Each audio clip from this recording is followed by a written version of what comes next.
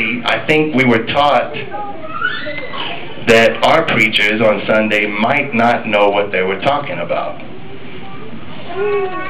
I'm also a musician like my parents, and I became involved in hip-hop and reggae music at a young age. And through that, I was exposed to many philosophies and religions. I'm a seeker of truth, and so I soaked it all in. I've studied and reasoned with people from Islam, Hinduism. There was 5 years where you would find me at the Hailie Christian Temple every Sunday. I was searching for capital T truth. I was searching for an authority that I could go to and have all my questions answered authoritatively and certainly. You got it down? Out of all these philosophies, the only one that took, the only one that held, the only one that resonated was one I'm sure most of you are aware of, the one born in Jamaica with an ethiocentric view called Rastafari, for lack of a better term. I became involved with these people intimately, and I became immersed in their philosophies, their writings, and although there were many amongst them, myself included, who were being heretics, there was a great love, respect, and a knowledge of Ethiopia, the Tabo, the Kebra Nagas, the Feta Nagas, and the Solomonic dynasty.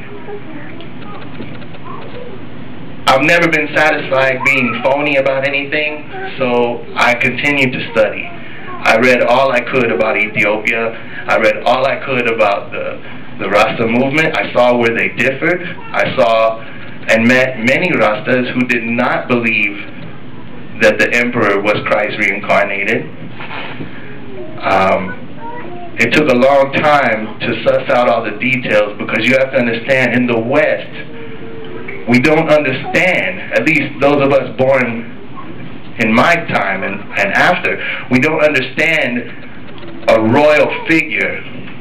We don't understand somebody who can have that kind of authority and yet exercise it as Christ would have him exercise it. So I continued to look at this, continued to read this man's speeches, and finally, thank God, I came to the conclusion that he himself said that he was not God. He himself sent Abuna Yashak to the West to bring this faith to the Western Hemisphere. And I thank God that he did that.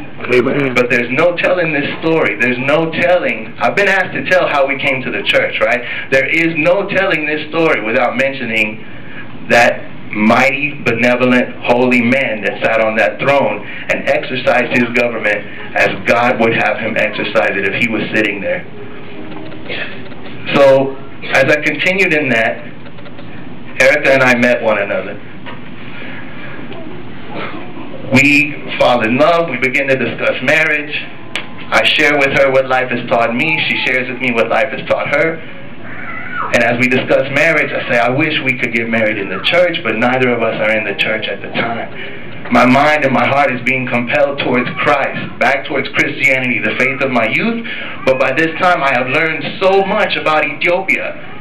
How can I forget? How can I wipe away from my mind that Ethiopia is in the scripture 41 times? How can I forget this?